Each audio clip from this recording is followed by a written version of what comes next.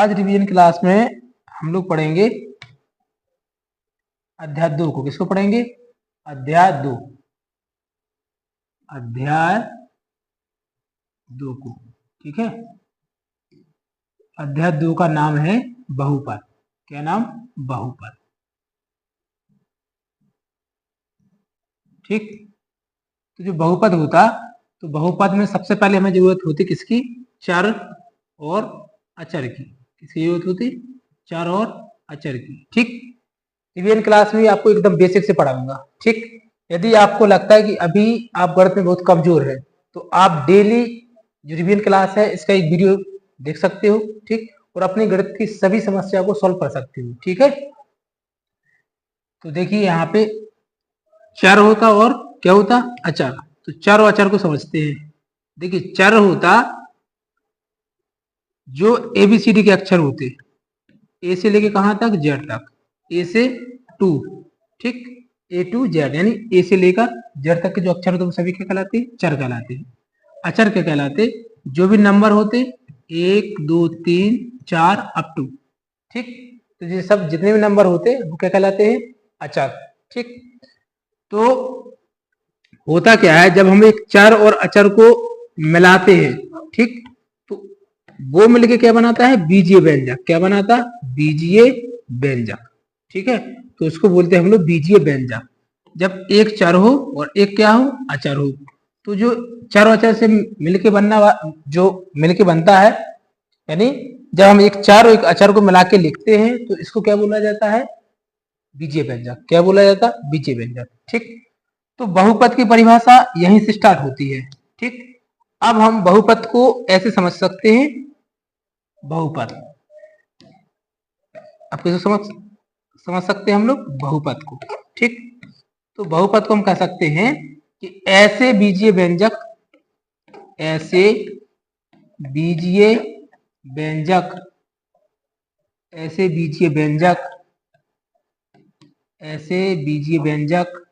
जिनमें चर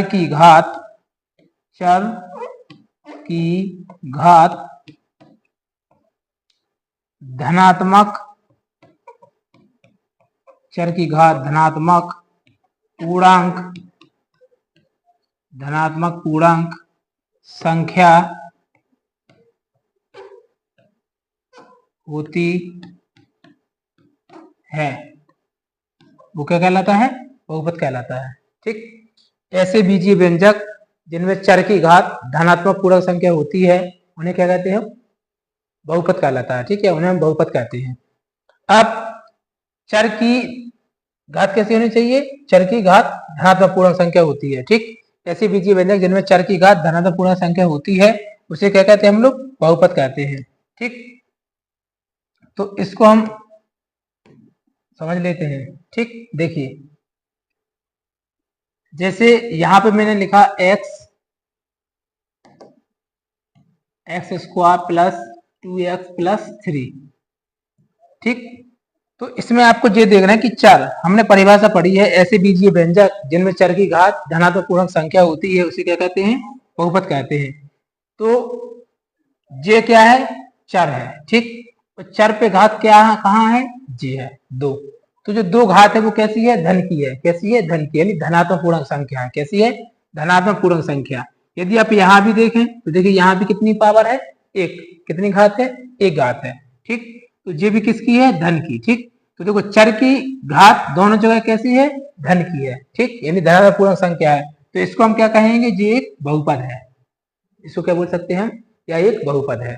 ठीक, दूसरा समझिए, मैंने यहाँ पे लिखा 2x³ plus 2x square plus 2। चलो ऐसे लिखा। ठीक है, तो देखिए अब यहां भी हम लोग देख सकते, तो यहाँ भी जो घात है वो किसकी है? धन की है। यहाँ भी घात किसकी है? धन की। देखिए घात किसकी देखनी है? चर की। ठीक है, तो चर की घात कैसी होनी चाहिए? धनात्मक पूर्णांक संख्या होनी चाहिए, तो इसको हम क्या कहेंगे? बहुपद कहलाएंगे। ठीक, या बहुपद कहते हैं। ठीक, या बहुपद कहलाएगा। तो जब दोबारा देखिए, ऐसे बीजीय व्यंजक जिनमें चर की घात धनात्मक पूर्णांक संख्या होती है उसे क्या कहते हैं हम लोग? बहुपद कहलाता है। ठीक है, उसे हम बहुपद कहते हैं। ठीक, इसके आगे हमने क्या लिया, उदाहरण लिया, तो एक्स स्क्वायर प्लस 2x लिखा और प्लस का 3 लिखा, तो ये क्या है, एक बहुपद है। ठीक है, अब बहुपद कहलाएगा कौन नहीं, ठीक, या आप पहचानोगे कैसे, इसको देखना है। ठीक, जैसे मैंने सीधी परिभाषा लिख दी है, यदि कोई बहुपद है तो वो बहुपद कब है, जब उसमें चर की घात कैसी है, धनात्मक पूर्ण संख्या है, तो उसे हम क्या कहेंगे, बहुपद कहेंगे। यदि मैंने यहाँ पे लिखा x square plus √3x plus 2, ठीक, इसको बोला, तो ये भी क्या है, एक बहुपद है। ठीक है, ये भी क्या है, बहुपद है, क्योंकि यहाँ चर की घात कितनी है, 2, यहाँ चर की घात कितनी है, 1, तो ये भी क्या है, धनात्मक पूर्णांक संख्या, इसकी पावर है यानी घात है, तो इसको क्या बोलेंगे हम लोग, बहुपद बोलेंगे। ठीक, यदि मैंने आपको यहाँ पे लिखा x square plus 3x plus 1/x, ठीक है, इस टाइप का लिखा। ठीक, अब मैं आपसे कहूं कि ये बहुपद है कि नहीं, तो ये बहुपद नहीं हो सकता। ठीक, एक यदि मैंने यहाँ पे लिखा x square plus √2x plus 2, अब मैंने कहा ये बहुपद है, तो ये भी बहुपद नहीं है। अब ध्यान देना, मैंने यहाँ पे क्या लिखा, 1/x लिखा, यहाँ पे क्या लिखा, अंडर रूट में क्या लिखा, 2x लिखा। ठीक, तो मैंने कहा कि ये बहुपद नहीं है। अब क्यों नहीं है, जरा इसको समझते हैं। देखिए, यहाँ पे 1/x लिखा, यहाँ पे क्या लिखा, 1/x लिखा। ठीक, तो 1/x लिखा, इसका मतलब हुआ, हमने 9th में पढ़ा था कि 1/a⁴n, यदि हम इसको ऊपर ले जाएंगे तो ये a⁻n हो जाएगी। ठीक, यानी पावर कैसी होगी, माइनस की, पावर किसकी होगी, माइनस की। ठीक, या अभी यहाँ पे पावर कितनी है, 1, यदि हम इसको ऊपर ले जाएंगे तो जो x की पावर -1 हो जाएगा, क्या हो जाएगा, -1, और ये पावर किसकी होगी, माइनस की। लेकिन हमने परिभाषा क्या पढ़ी है कि ऐसे बीजीय व्यंजक जिनमें घात कैसी है, धनात्मक पूर्ण संख्या, कैसी होनी चाहिए, धनात्मक, लेकिन यहाँ पे पावर कैसी होगी, माइनस की। किसकी है पावर, माइनस की, तो इसलिए ये बहुपद नहीं है। ठीक, अब सेकंड देखिए, यहाँ पे क्या लिखा, रूट, तो चर पे क्या है, रूट है, चर पे क्या है, अंडर रूट। ठीक है, इसी को करनी बोलते। अब रूट का मतलब होता है कि किसी भी चर की पावर 1/2 है, क्या है, 1/2 यानी हाफ। रूट का मतलब होता है कि उस चर की पावर कितनी है, आधी है। ठीक, यानी हाफ है, 1/2 है। या जो किसी नंबर पे लिखा हो तब भी इसकी पावर कितनी मानी जाती, 1/2 मानी जाती। ठीक है, तो इसको इस तरीके से देखना है। ठीक, तो अंडर रूट में के अंदर क्या है, x है, तो अंडर रूट का मतलब क्या होता है, पावर किस में है, बटे में है, तो पावर बटे में, तो संख्या, चर की पावर कैसी होगी, परिमेय संख्या, क्योंकि जो संख्या बटे में लिखी जाती है उनको हम क्या बोलते हैं, परिमेय संख्या।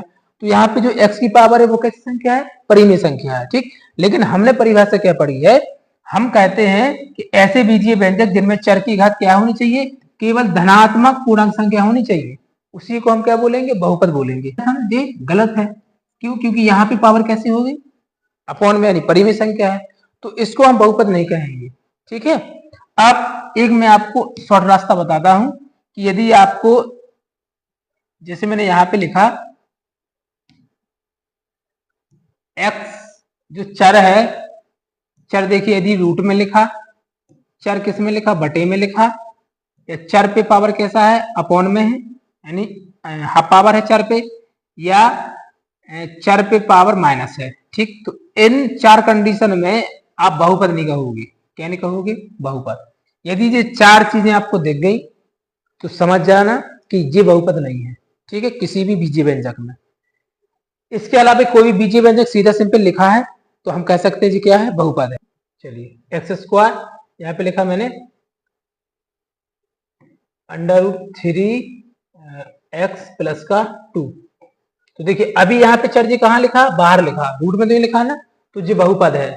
ठीक, यदि मैंने इसी को ऐसे लिखा कि एक्स स्क्वायर प्लस √3x और प्लस में 2 लिखा, अब ये बहुपद नहीं है। क्यों, क्योंकि चर चर पे क्या है, पावर है, तो हमें मतलब किससे, चर से है, तो आपको चर को देखना है। यदि चर पे पावर सॉरी अंडर रूट है या पावर अपॉन में है या वो खुद चर बटे में लिखा या अपॉन में लिखा या चर पे पावर माइनस है, तो इस कंडीशन में बहुपद नहीं है, बाकी हम क्या कह सकते हैं, उसको बहुपद मान सकते हैं। ठीक है, अब हम लोग बहुपद के प्रकार पढ़ लेते हैं। ठीक है, चलिए देखिए, यहाँ पे हम लोग सबसे पहले लिखेंगे घात के आधार पर। किसके आधार, घात के आधार पर बहुपद की घात, सॉरी बहुपद के प्रकार। ठीक, तो घात के आधार पर बहुपद के प्रकार को जानेंगे। ठीक है, तो घात के आधार पर बहुपद के प्रकार देखिए यहाँ पे, सबसे पहले यदि किसी बहुपद में चर की घात एक है, कितनी है, एक, यदि घात कितनी है, एक, तो उसको बोलेंगे हम रैखिक बहुपद। क्या बोला जाता, रैखिक बहुपद। क्या बोला जाता है इसको, रैखिक बहुपद। ठीक, यदि दूसरा किसी भी चर की पावर दो है, यानी घात कितनी है, दो, तो उसको क्या बोलते हैं हम लोग, द्विघात बहुपद। क्या बोला जाता, द्विघात बहुपद। ठीक, यदि तीसरा प्रकार होता, यदि किसी चर की घात तीन है, कितनी है, तीन, तो इसको क्या बोलते हैं हम लोग, त्रिघात बहुपद। क्या बोला जाता, त्रिघात बहुपद। ठीक, तो ये किसके आधार पे हो गए, हम एग्जाम्पल भी लिख सकते हैं यहाँ पे। ठीक, इससे मैं यदि मैं इसका लिख दूं एग्जाम्पल, तो यहाँ लिखूंगा x x प्लस में 2, तो इस पे पावर एक है, यहाँ पे लिख सकते 2x² प्लस में 3x प्लस में 1, तो इस पे घात कितनी है, 2, तो इसको क्या बोलेंगे, द्विघात बहुपद। मैंने यहाँ पे लिखा 3x³ plus 2x² plus 3, power कितनी है, 3, तो इसको क्या बोलेंगे, त्रिघात बहुपद। ठीक, अब घात के आधार पे हो गया जी बहुपद का प्रकार, अब होता पद के आधार पे। पद के आधार पे, तो देखिए पद के आधार पे भी जो बहुपद होते हैं वो कितने प्रकार के होते हैं, 3 प्रकार के, पद के आधार पर। ठीक है, प्रकार, यदि एक पद है, कितने पद हैं, एक पद, तो उसको बोलेंगे एक पदीय बहुपद। क्या बोलेंगे, एक पदीय बहुपद। ठीक, और किसी कोई बहुपद यदि उसमें दो पद हैं, किसी बहुपद में कितने पद हैं, दो पद, यदि किसी बहुपद में दो पद हैं तो इसको क्या बोलेंगे, द्विपदीय, द्विपदीय बहुपद। ठीक, तीसरा है यदि किसी के तीन पद हैं, कितने पद हैं, तीन पद, तो उसको बोलेंगे हम त्रिपदीय बहुपद। क्या बोलेंगे, त्रिपदीय बहुपद। ठीक, तो ये आपको याद रखना है। ठीक, एग्जाम्पल भी आप लिख सकते हो यहाँ पे 3x। ठीक, यहाँ पे आप लिख सकते हो 2x प्लस में 1। ठीक है, तो इसके दो पद हैं, यहाँ पे लिख सकते हो 2x² प्लस में 3x प्लस में 1, इसमें कितने पद हैं, 1 2 3, कितने पद है, 3 पद, तो त्रिपद। जो कौन सा हो जाएगा, इसमें दो पद हैं तो ये द्विपदी, इसमें एक पद है तो ये कितना हो जाएगा, एक पदी हो जाएगा बहुपद। ठीक है, तो देखिए पद के आधार पर भी 3 प्रकार के होते बहुपद, और घात के आधार पर भी कितने प्रकार के होते, 3 प्रकार के। ठीक, तो ये घात के आधार पर हुए और ये किसके आधार पर हुए, पद के आधार पर। ठीक है, तो पद के आधार पर 3 प्रकार के होते और घात के आधार पर भी 3 प्रकार के होते। ठीक, अब इसके आगे आप समझ लेते हैं हम लोग बहुपद की घात को। यहां से क्वेश्चन पेपर में आता है तो इसको समझ लेते हैं, बहुपद की घात। ठीक,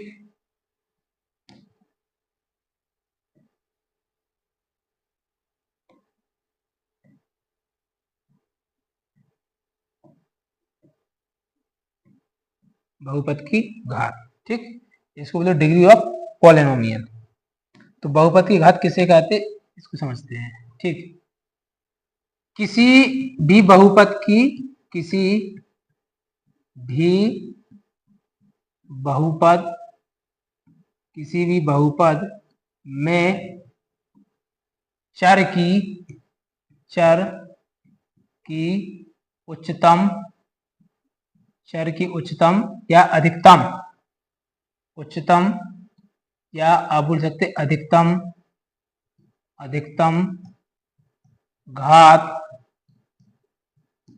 अधिकतम घात को क्या कहते हैं? बहुपद की घात कहते हैं, कि घात को बहुपद की घात कहते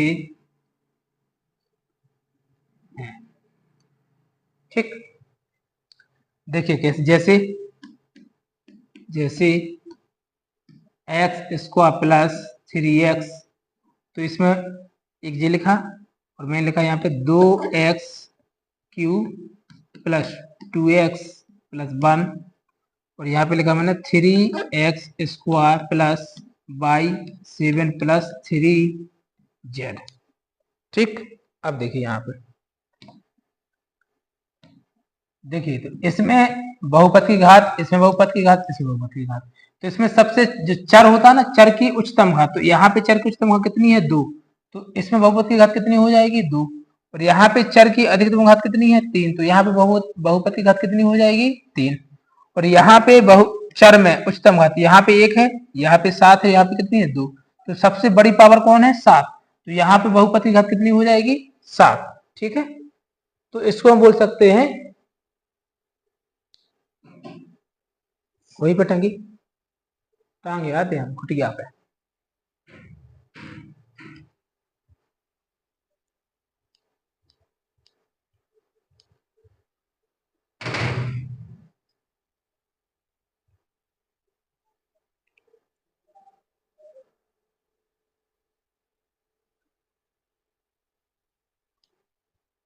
चलिए ठीक है, यानी किसी भी बहुपद में जो चर पे सबसे बड़ी पावर है, यानी सबसे बड़ी घात है, उसी को बोलते हैं बहुपद की घात।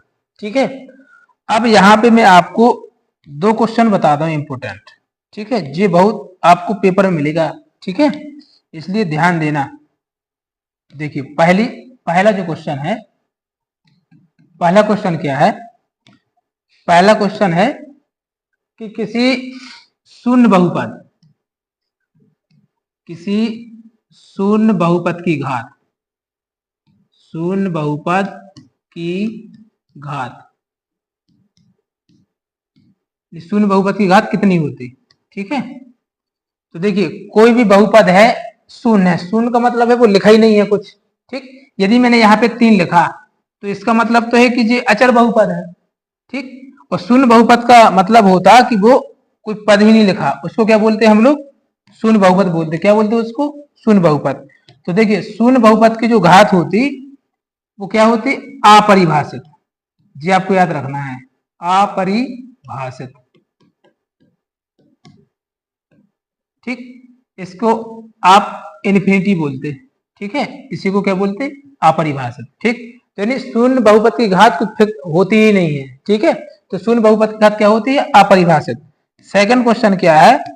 सेकंड क्वेश्चन है कि अचर बहुपद की घात, इसको समझना ठीक से। ठीक, अचर बहुपद, अचर बहुपद की घात। देखिए अचर बहुपद की घात, अचर बहुपद की घात क्या होती है? शून्य होती है। क्या होती है? शून्य। ठीक है, अब शून्य कैसे होती है इसको समझते हैं। मान के चलिए मेरे पास 2 नंबर है, एक कोई नंबर लिया मैंने, यहाँ पे क्या लिखा? 2 लिखा। क्या लिखा? 2। तो ये हमें पता है कि कोई भी संख्या होती उसके गुणा में 1 लिखा रहता। ठीक है, तो मान के चलिए अब इसके गुणा में कितना लिखा? 1। ठीक, अब 1 लिखा, चाहे मैंने यहाँ पे 3 लिखा तो इसके गुणा में भी कितना लिखा? 1 लिखा माना जाता है। अब यहाँ पे मैंने यहाँ पे 1 लिख दिया है। ठीक, और ये क्या है? अचर बहुपद। ठीक है, अचर बहुपद का मतलब होता है कि कोई चर ना लिखा हो, अचर राशि लिखी हो तो उसे बोलते हैं अचर बहुपद। ठीक, अब यहाँ पे होता क्या है? क्लास 9 में हमने पढ़ा था कि किसी की भी पावर, किसी चर की पावर 0 हो तो उसकी वैल्यू कितनी होती? 1। अब एक ही जगह हम क्या लिख सकते? एक्स भी लिख सकते। वैसे भी चर तो कुछ भी ले सकते हैं हम लोग। ठीक, तो इसकी वैल्यू भी कितनी होगी? 1। अब यदि मैंने यहाँ पे 1 को हटा के यदि मैंने एक को हटा दिया और इसकी जगह पे क्या लिख दिया, देखिए इस एक को हटाएंगे, इसकी जगह पे यदि मैंने ऐसे लिखा 2 गुणे एक की जगह पे क्या लिख सकते हैं हम लोग, x की पावर 0, यानी एक का मान क्या है, x की पावर 0, तो यहाँ पे लिख सकते हैं x की पावर 0। ठीक, तो अभी जे है क्या, अचर बहुपद। ठीक है, और जे एक, मैंने तो एक की वैल्यू लिखी है। ठीक, तो यहाँ पे जो पावर है वो कितनी है, 0 है। कितनी है, 0। तो इसलिए जो अचर बहुपद की घात होती वो कितनी होती, 0 होती। ठीक है, बात समझ आई ना। यानी अचर बहुपद था, इसके गुणा में कितना लिखा, एक का मान क्या होता है, किसी भी चर पे पावर कितनी लिखी, 0। तो इसका मतलब क्या है कि अचर बहुपद की घात कितनी है, 0। क्या होती है, 0। तो इस तरीके से 0 होती है। ठीक है, तो इन दोनों बातों को याद रखना। इन दोनों बातों से, यानी दोनों जो क्वेश्चन लिखे हैं, ठीक, इन दोनों क्वेश्चन से हमेशा सवाल क्वेश्चन पूछा जाता। ठीक है, कि शून्य बहुपद की घात कितनी होती, अपरिभाषित। अचर बहुपद की घात कितनी होती, 0 होती। ठीक है, तो इसको आपको ध्यान देना है। ठीक, तो जी हमने बहुपद की घात को पढ़ लिया और बहुपद के प्रकार को पढ़ लिया और बहुपद की परिभाषा को पढ़ लिया। ठीक, हम लोग एक बार रिवीजन कर लेते हैं। ठीक, सबसे पहले हमने जाना चर अचर क्या कहलाता है। तो चर कहलाता है जो एबीसीडी के अक्षर होते। अचर क्या कहलाता है, जो नंबर होते। ठीक, अब चर अचर से मिलकर क्या बनता है, इन दोनों को मिला दें तो क्या बनता है, बीजीय व्यंजक। क्या बनता है, बीजीय व्यंजक। तो बहुपद की परिभाषा यहीं से स्टार्ट होती है। ऐसे बीजीय व्यंजक जिनमें चर की घात धनात्मक पूर्णांक संख्या होती है उसे हम क्या कहते हैं, बहुपद कहते हैं। ठीक, और जैसे कि हमने लिखा x square plus 2x plus का 3, तो यहाँ पे चर की घात क्या है, 2 है, 1 है, तो इसके तो जी क्या कहलाएगा, हमारा बहुपद कहलाएगा। मैंने आपको बहुपद हम कहेंगे किसे नहीं, ठीक है, हम किसको बहुपद नहीं बोल सकते, उसके लिए मैंने आपको ये कुछ चीजें इंपोर्टेंट बताई हैं। यदि आप इसको याद रखोगे, इसको याद रखोगे, इसको याद रखोगे, इसको याद रखोगे, कहने का मतलब है कोई चर बटे में लिखा, या किसी चर पे अंडर रूट है, या किसी चर पे पावर माइनस की है, या किसी चर पे पावर कैसी है, अपॉन में है, तो इस 4 कंडीशन में बहुपद नहीं होता है। उस बीजीय व्यंजक को बहुपद नहीं मान सकते। ठीक है,